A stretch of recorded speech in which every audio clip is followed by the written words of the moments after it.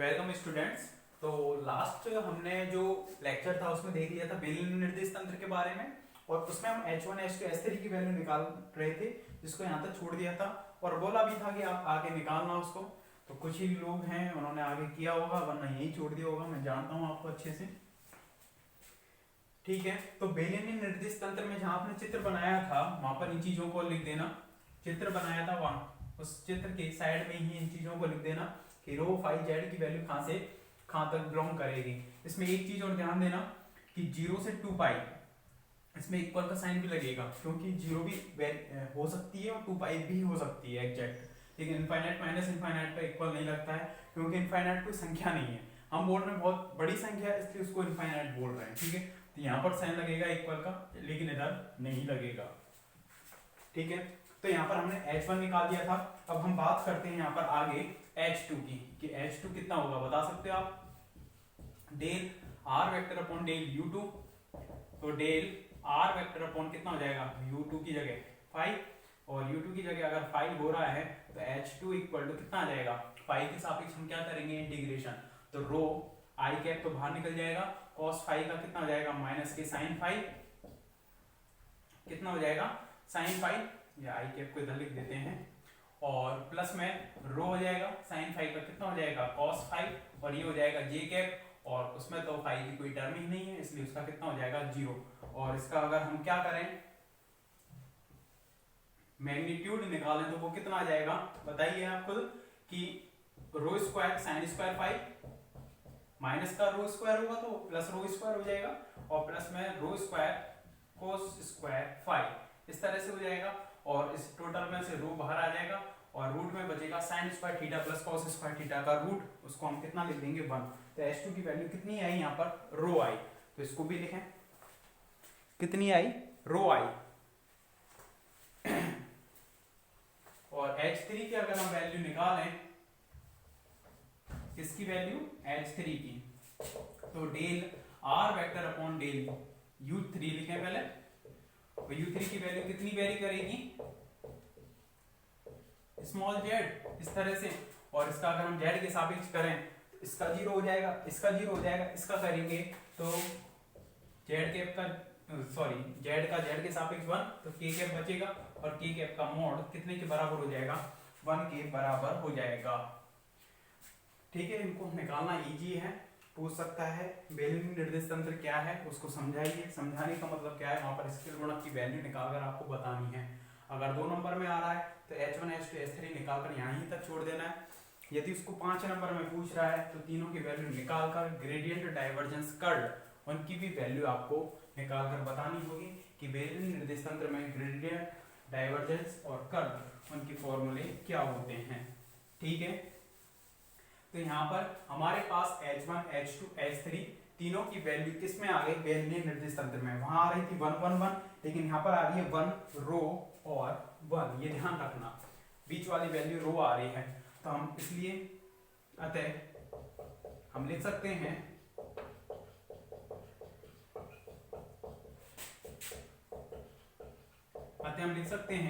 बेलियनीय निर्देश तंत्र में, अतः हम लिख सकते हैं बेलियनीय निर्देश तंत्र में h1 equal to row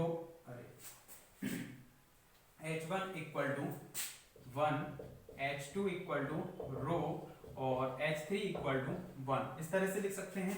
u1 कितने का काम कर रहा है रो का, u2 5 का, और u3 z का। अब a1 a2 a3 किसका काम करेंगे बताओ, a1 a2 a3 किसका काम करेंगे, a1 को हम लिख सकते हैं a रो से, या a1 a2 a3 पे रहने देंगे कोई दिक्कत नहीं है, इसको a5 से और इसको az से, a रो a5 और az इस तरह से। और e1 cap e2 cap e3 cap को कितना लिख दोगे बताओ e1 cap e2 cap e3 cap को रो कैप 5 कैप और z कैप, इन्हीं के ऊपर कैप लगाकर बता सकते हो, या दूसरा भी नोटेशन हम यूज कर सकते हैं, दूसरा भी नोटेशन क्या कि e कैप रो, इस तरह से 1 2 3 को हमने रो 5 z में चेंज कर दिया, तो e रो यहाँ पर हम लिख सकते हैं इसको e 5 कैप, और यहाँ पर इसको e z कैप, इस तरह से कोई सा भी हम नोटेशन क्या कर सकते हैं यहाँ पर यूज कर सकते हैं। इस तरह से इस टेबल को बना लेना, जो कि किसके लिए होगी, बेलनीय निर्देश तंत्र के लिए। यहाँ पर मेन चीज काम है इस पर फोकस करना, या तीनों पर ही फोकस करना कि H1 H2 H3 की वैल्यू आपको याद रहनी चाहिए, तभी निकाल पाओगे। और चीज तो आप सिमिलरली लिख सकते हो। कंप्लीट करें यहाँ तक। H1 H2 H3 निकालने के बाद इस टेबल को बनाएं और तीनों के जो फॉर्मूले हैं ग्रेडियंट, डाइवर्जेंस और कर्ल, उनको आपको इसमें लिखना है। तो देखिए कर्ल का फॉर्मूला लिख रहा है, इसको मैं लिखकर बता देता हूँ आपको। ग्रेडियंट और डाइवर्जेंस किससे पहले लिखने हैं, वो किस तरह से लिखोगे आप देख लेना।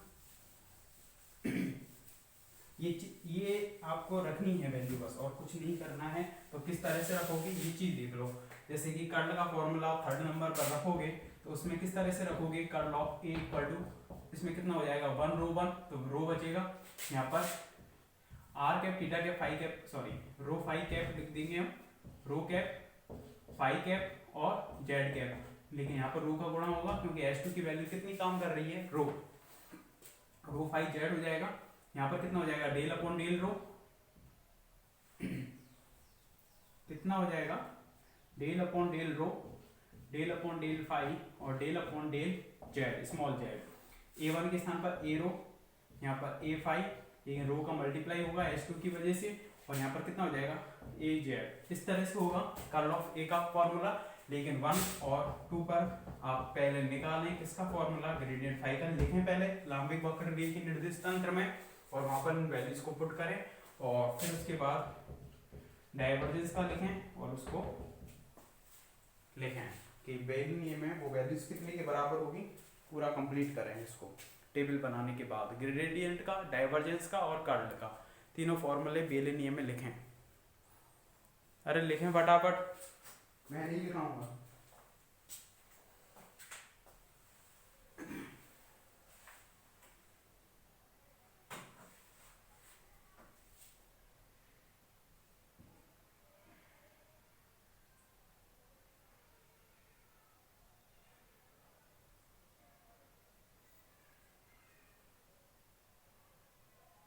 लिख दें तीनों को, ग्रेडियंट, डाइवर्जेंस और कर्ल, तीनों के फॉर्मूले। उसके बाद ही आगे बढ़ेंगे। देखो आराम से।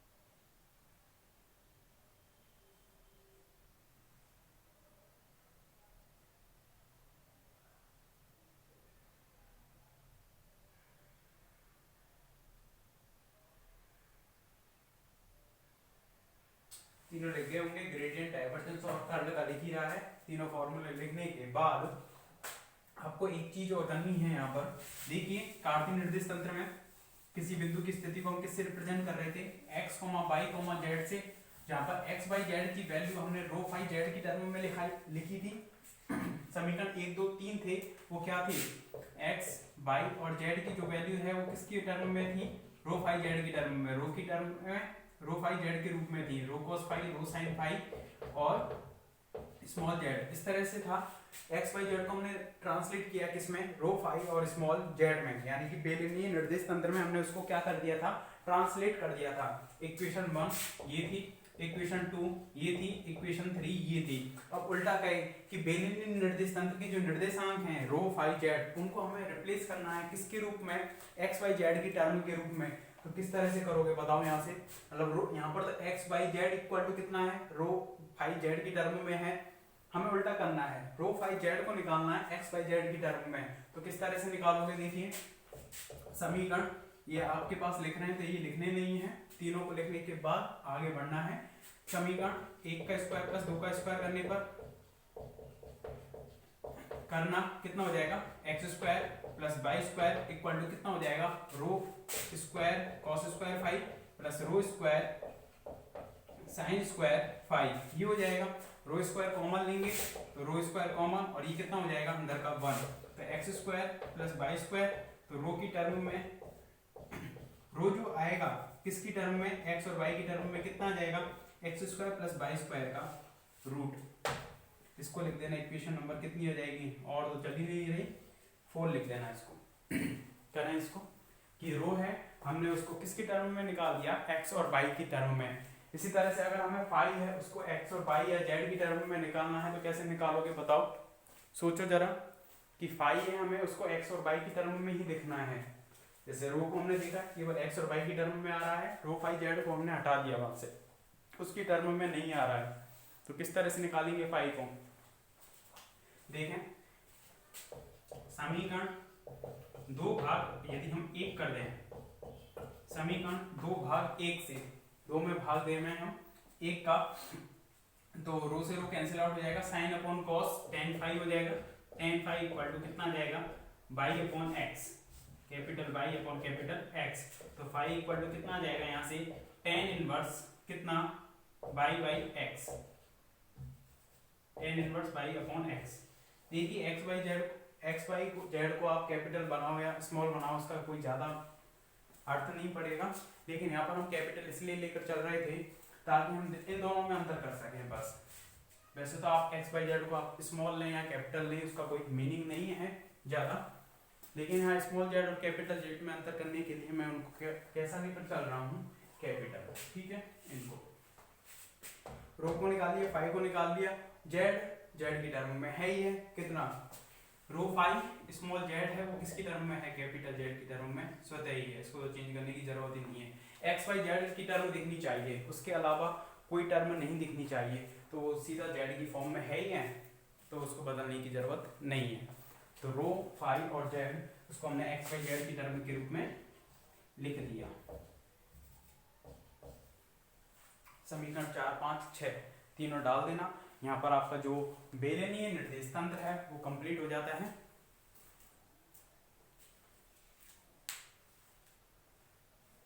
तीनों फॉर्मूले लिख लेना, ग्रेडियंट डाइवर्जेंस कर लिखे, अगर नहीं लिखे हो तो बैठे होंगे सब लिखाएंगे, कर सकते हो। बस वो ये टेबल बनवाई थी उससे ही वैल्यू पुट करनी थी, जैसे यहाँ पर मैंने की है।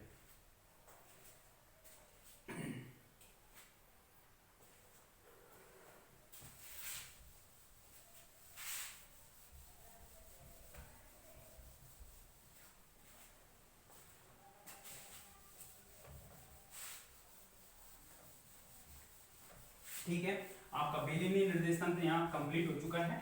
इसके बाद देखेंगे नेक्स्ट थर्ड कौन सा देखोगे, गोलीय निर्देश तंत्र। गोलीय निर्देश तंत्र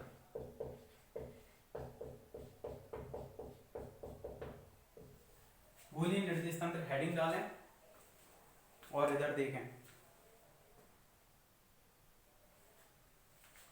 स्फेरिकल कोऑर्डिनेट सिस्टम, कितना स्फेरिकल कोऑर्डिनेट सिस्टम। तो देखिए एक ठोस गोला है ये, इस तरह से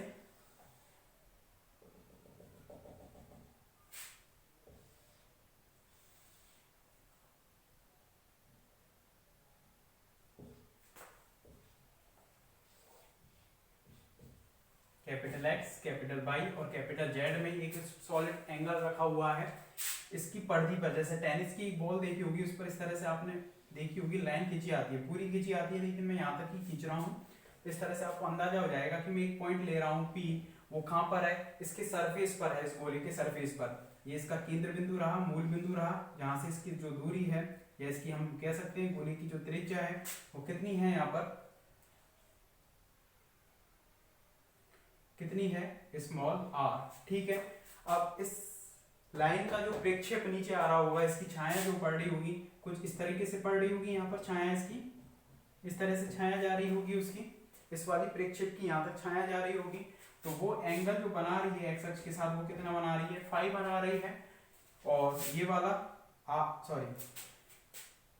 ठीक है, और ये वाला जो एंगल होगा जेड अक्ष के साथ, जो हमने आर डिस्टेंस ली है, जो एंगल बना रही है ये वाला कौन सा एंगल होगा, थीटा होगा। आर क्या है, इस गोली की त्रिज्या, थीटा जेड अक्ष के साथ बनाया गया एंगल, और फाई एक्स अक्ष के साथ क्या है, बनाया गया एंगल। तो इसमें किसी भी कण की जो स्थिति है उसको हम किससे रिप्रेजेंट करेंगे, आर थीटा फाई। ये ध्यान रखना, फाई थर्ड नंबर पे है। तीसरा निर्देशांक u3 है वो किसके बराबर है, फाई के बराबर है। तो आर थीटा फाई से हम किसको रिप्रेजेंट कर रहे हैं, किसी भी गोलीय निर्देश तंत्र में किसी कण की स्थिति को। अब आर की वैल्यू कहां से कहां तक वेरी करेगी बताओ, जो गोला है उसकी त्रिज्या मिनिमम 0 हो सकती है, मैक्सिमम इनफाइनाइट हो सकती है। तो 0 से इनफाइनाइट, 0 संभव है, इनफाइनाइट संभव नहीं है, इसलिए इक्वल साइन नहीं आएगा। थीटा है उसकी वैल्यू कहां से कहां तक होगी, देखिए हमें एक सॉलिड एंगल बनाना है, तो इस तरह से हम इस रेडियस को, ये गोले का केंद्र है, ओ को मानकर चलना, ये पॉइंट इस तरह से, और ये वाली लाइन है इसको मार्कर समझकर चलना। तो इसको हम इस तरह से घुमाते जा रहे हैं, हमें एक पूरा सॉलिड एंगल बना रहे हैं, तो हम इस लाइन को इस तरह से घुमाते जाएंगे। ठीक है, यहाँ तक इस तरह से घुमाते जाएंगे, और ये पूरा एक गोला है इस तरह से चारों ओर घूमेगा। ये वाली जो लाइन है वो इस तरह से चारों ओर घूमेगी इस तरह से। तो चारों ओर तो घूमेगी, लेकिन ये ऊपर कहाँ तक जा रही है और नीचे तक जा रही है, इस तरह से है, ऊपर और नीचे। मतलब इसकी वैल्यू मैक्सिमम यहाँ पर 0, क्योंकि थीटा इक्वल टू, जब ये वाला पॉइंट यहाँ पर हो जाएगा तो थीटा इक्वल टू 0 होगा, और जब नीचे जाएगा तो थीटा इक्वल टू कितना हो जाएगा, पाई। जिससे कि हमारे पास जो थीटा की वैल्यू है 0 से पाई तक क्या करेगी, बिलोंग करेगी। और फाई क्या है, हमें पूरा गोला बनाना है, तो इस वाली लाइन को हम लेकर चल रहे हैं, तो पूरा गोला निर्माण होने के लिए इसको फाई को कितना घूमना पड़ेगा बताओ, इस तरह से, इस वाले समतल में, एक्स वाई समतल में इसको इस तरह से घूमना पड़ेगा। तो इस तरह से घूमने के लिए फाई की वैल्यू कितनी हो जाएगी, 0 से 2 पाई। इस तरह से इनको ध्यान रखना, चित्र बनाना है, उसके साइड में इन चीजों को लिखना है। चित्र लिख दिया, चित्र बना दिया, उसके साइड में इन तीनों के बारे में लिखना है।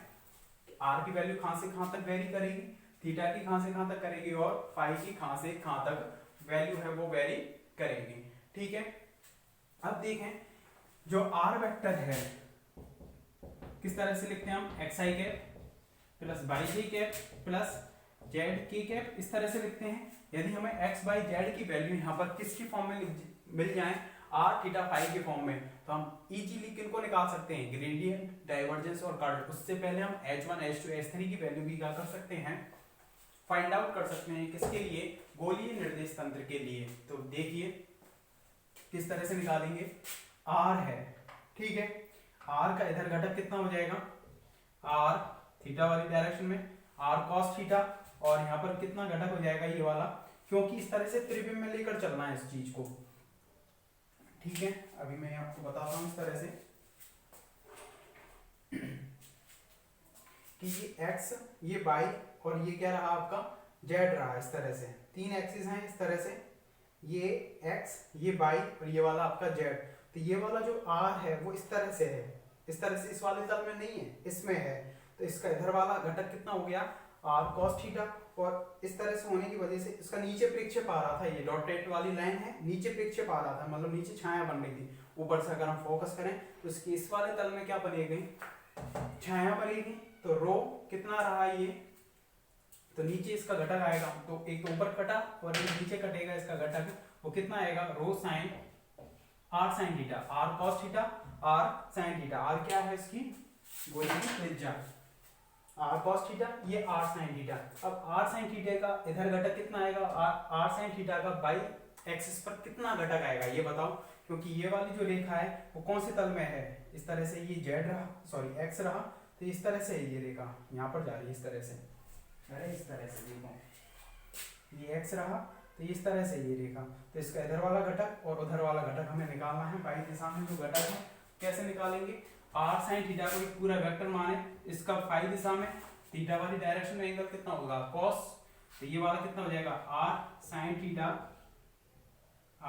थीटा कॉस फाई, और आर साइन थीटा का इधर का टक्कर कौन सा हो जाएगा sine phi, r sine theta sine phi. इस तरह से इसके कंपोनेंट आ गए, एक्स दिशा में ये, वाई में ये, और ये तो सीधा किस पे टूटा था आर कॉस थीटा जेड में। तो यहाँ पर एक्स वाई जेड तीनों की जो वैल्यू है हमारे पास कितनी मिलेगी, आर की मिली r sine theta cos phi, theta और फाई में अंतर लेकर चलना, सेम मत बनाने का, आर साइन थीटा ये हो जाएगा साइन फाई, और जेड है वो कितने के बराबर है, सीधा सीधा r cos theta. Equation number इसको डाल देना 1, इसको डाल देना 2 और इसको डाल देना 3। तो काम क्या करना है, पहले गोलीय निर्देश तंत्र हेडिंग डालें और उसमें लिखें पहले वह निर्देश तंत्र जिसमें किसी कण की स्थिति को, वह निर्देश तंत्र जिसमें किसी कण की स्थिति को आर थीटा फाई के द्वारा निरूपित किया जाता है,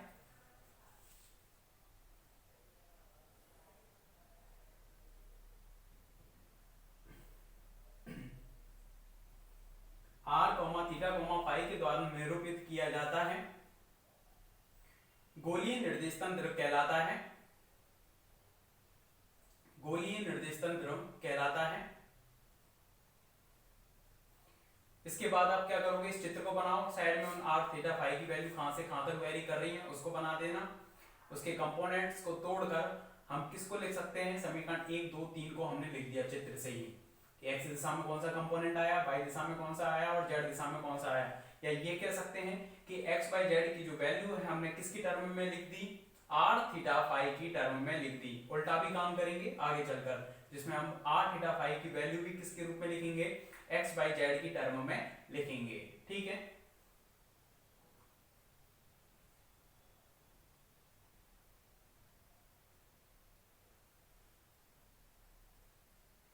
तो चित्र को बनाएं और समीकरण नंबर 3 तक पूरा उसको कंप्लीट करें। यहां तक हमने काम किया, फिर इसके बाद कण का स्थिति सदिश लिखते हुए इसके गुणक निकालेंगे।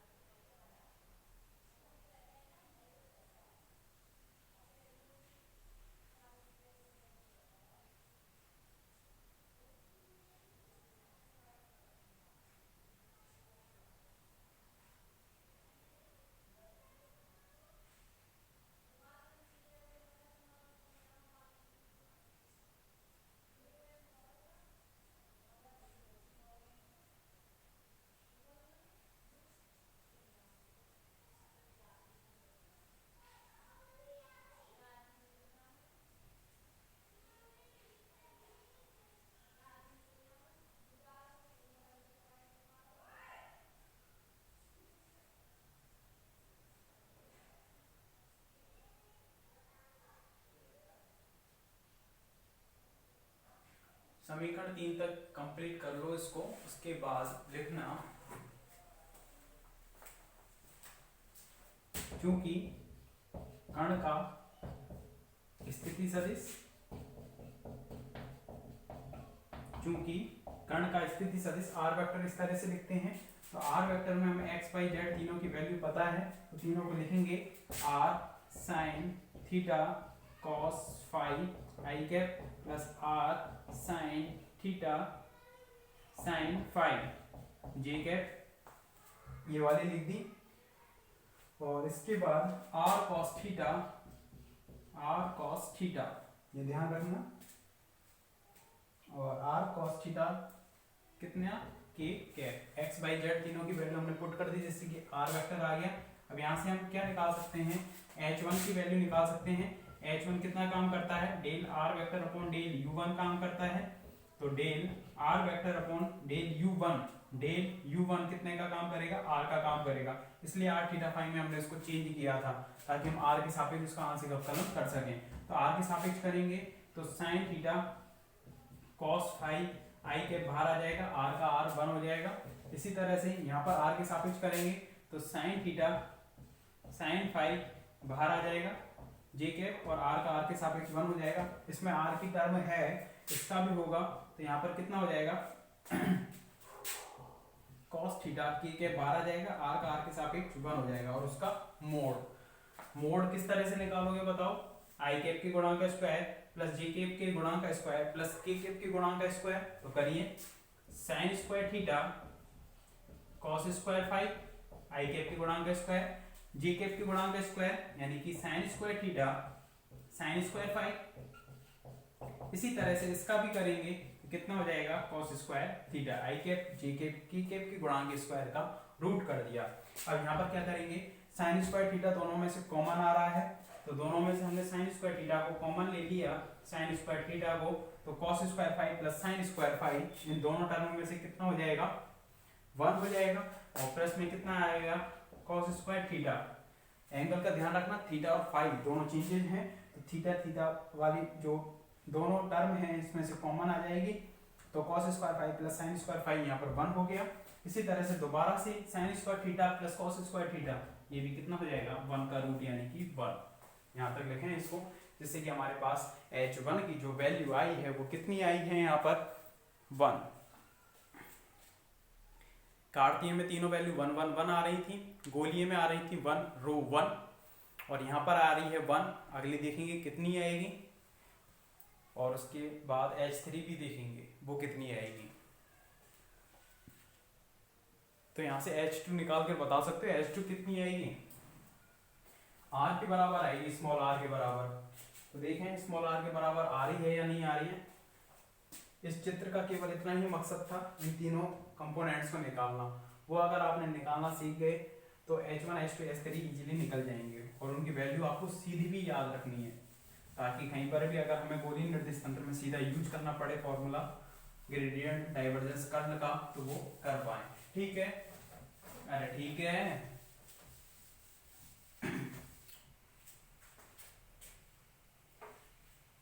इसके बाद देखें H2, क्या देखेंगे, अरे H2, तो देखो H2 को हम कितना लिखेंगे, del r vector upon del u2, del r vector upon del u2, यानी u2 कितने का काम करेगा r थीटा वाला, और थीटा के सापेक्ष क्या करना है, इसका हमें आंशिक अवकलन करना है। तो जहां जहां थीटा वाली टर्म है तीनों में ही है, तीनों का ही होगा। तो थीटा का करना है तो r cos phi i cap तो बाहर निकल जाएगा, r cos phi i cap बाहर निकल जाएगा। साइन थीटा कितना हो जाएगा cos थीटा हो जाएगा, प्लस में नेक्स्ट का करेंगे किसका, थीटा वाली टर्म का ही करना है, तो सी का होगा साइन थीटा का cos फाई, तो सीधा कर दें cos फाई नहीं cos थीटा, और साइन फाई जे कैप, और प्लस में r cos थीटा का माइनस साइन थीटा के कैप। इस तरह से हो जाएगा। इसको सॉल्व करना है, वही मैग्नीट्यूड लेना ना भूलें, क्योंकि स्केल गुणक क्या है, परिमाण है आधार सदिश का। तो इसको करेंगे r square cos square phi cos square theta, इस तरह से इसको r square cos square theta sine square phi, और इसी तरह से इसका भी करेंगे माइनस प्लस हो जाएगा r square sine square theta. तो r square cos square theta इन दोनों में से कॉमन आ जाएगा, इस वाली टर्म में से r square cos square theta common आ गया, cos square phi plus sine square phi फिर से क्या हो जाएगा 1 हो जाएगा, और प्लस में r square sine square theta ये वाली टर्म बचेगी, और दोनों का क्या हो रहा है रूट हो रहा है। इसमें से दोनों में से कॉमन आएगा r, और रूट में बच जाएगा sign square theta plus cos square theta, इस तरह से। और टोटल कितना हो जाएगा ये स्मॉल आर। तो H2 की वैल्यू कितनी आ रही है, स्मॉल आर। H3 की भी निकालनी है, वो आनी चाहिए आपके पास आर साइन थीटा। कितनी आनी चाहिए, आर साइन थीटा। तो देखें आ रही है नहीं आ रही। H3 निकाल कर लाना उसको। आज के लिए इतना ही। Thank you.